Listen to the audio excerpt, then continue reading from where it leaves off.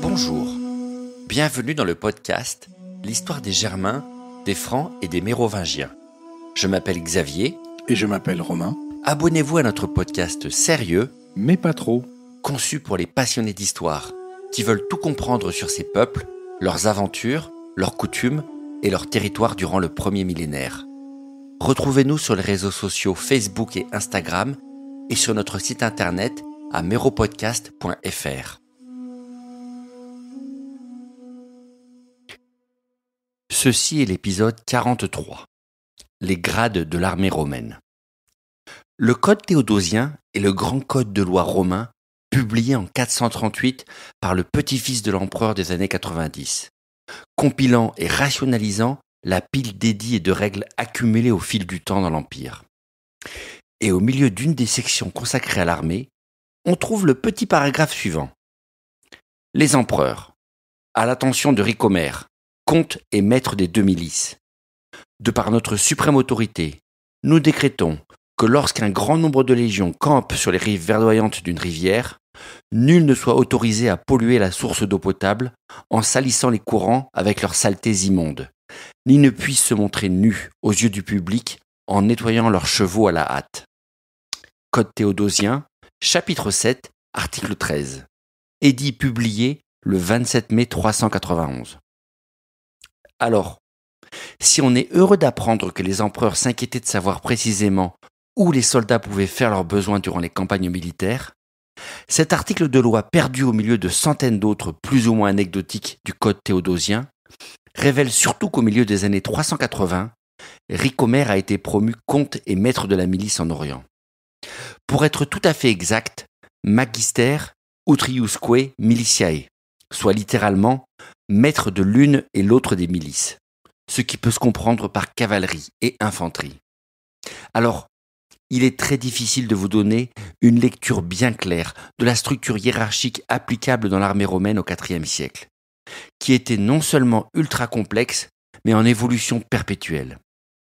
Une situation d'ailleurs qui convenait bien aux Romains, capables d'adapter les titres et les attributions respectives au gré des circonstances, mais ce qui représente pour nous un sacré casse-tête à expliquer clairement. Alors, s'il faut donner un point de départ à ce joyeux bazar, c'est encore une fois vers les réformes de Dioclétien et de Constantin le Grand qu'il faut regarder. Les deux empereurs tournent la page de la crise du IIIe siècle avec une débauche d'édits et de lois pour remettre sur pied l'armée et l'État, littéralement en miettes à la fin de la guerre civile.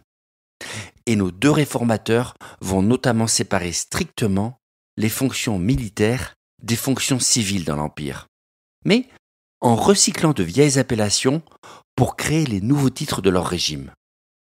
Par exemple, les préfets du prétoire, commandants des légions prétoriennes sous les premières dynasties, deviennent tout à coup des administrateurs purement civils, comme les Probus ou autres Maximinus, servant Valentinien Ier.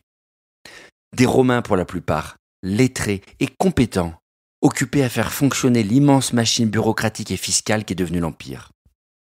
De la même façon, le titre de commesse, qui deviendra comte en français moderne, désigne à la base le compagnon d'un magistrat, et qui se retrouve dans le mot comitatus dont on a parlé à la saison 1. Un commesse devient un titre honorifique courant durant l'Empire romain tardif pour désigner les serviteurs principaux de l'empereur. Une vieille appellation romaine donc, recyclée au IVe siècle, et qui va servir notamment pour désigner les généraux d'armée en charge d'une grande région, ou cas particulier, les commandants de la garde impériale pour les comptes domestiques, premier grade connu de notre ami Ricomère. Ces comtes, souvent barbares d'origine, dirigent les troupes dans les grandes régions de l'Empire, avec l'aide de subordonnés qu'on appelle étrangement dux, et qui deviendront les ducs modernes évidemment, en charge d'une province particulière dont il faut défendre les frontières. Des hommes qui apprendront le métier sur le terrain, comme le jeune Théodose, duc de Mésie, en Serbie moderne à peu près, dans les années 70, et qui fait ses premières armes contre les Sarmates avant sa promotion surprise comme empereur en 379. Et les plus puissants de ces commesses vont être désignés comme maîtres de la milice, qui seraient les équivalents de nos maréchaux modernes, des officiers militaires supérieurs reportant souvent directement à l'empereur et pilotant plusieurs armées sur le terrain avec les commesses et leurs dux sous leurs ordres. La distinction initiale entre les commesses maîtres de la cavalerie, comme Arbétion sous Constance II, et les commesses maîtres de l'infanterie, comme Mérobeau sous Valentinien, pensée initialement pour éviter que certains ne prennent trop la grosse tête, deviendra caduque presque immédiatement, vu que l'efficacité militaire exigeait que ces officiers pilotent les deux types de forces sur leur théâtre d'opération respectif. L'année 383 a ceci de particulier qu'il est possible que les 3 chefs militaires les plus importants de cette année précise, servant aux côtés des 3 empereurs, sont peut-être tous des Francs. Mérobeau, ex-consul et maître de l'infanterie sous Gratien depuis 376, reste stationné à Trèves et est l'homme fort de l'Ouest. Baoto, décrit simplement comme maître de la milice selon les textes, pour le compte de Valentinien II, se relocalise à Milan et pilote apparemment toutes les forces de l'Italie désormais. Quant à Ricomère, il est officiellement maître de l'infanterie en 383 pour Théodose, avant d'obtenir le titre de maître des 2 milices dans les années 80, en charge des armées d'Orient et notamment des règlements sanitaires en vigueur. Les Mérovingiens, qui succéderont un siècle plus tard aux empereurs, abandonneront progressivement ces terminologies des maîtres de la milice. Les rois s'imposant eux-mêmes en tant que chefs de guerre qui dirigent directement leurs troupes sur le champ de bataille. Mais ils recycleront à leur tour, comme l'avaient fait avant eux Dioclétien et Constantin, les titres de dux et de commesses pour en faire de nouvelles fonctions critiques de leur royaume, de ducs et de comtes comme nous les connaissons maintenant.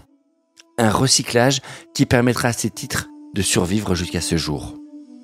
Une belle longévité qui témoigne de la belle plasticité de ces titres romains archaïques et qui perpétue dans notre langue l'héritage durable de ce peuple jusqu'au XXIe siècle.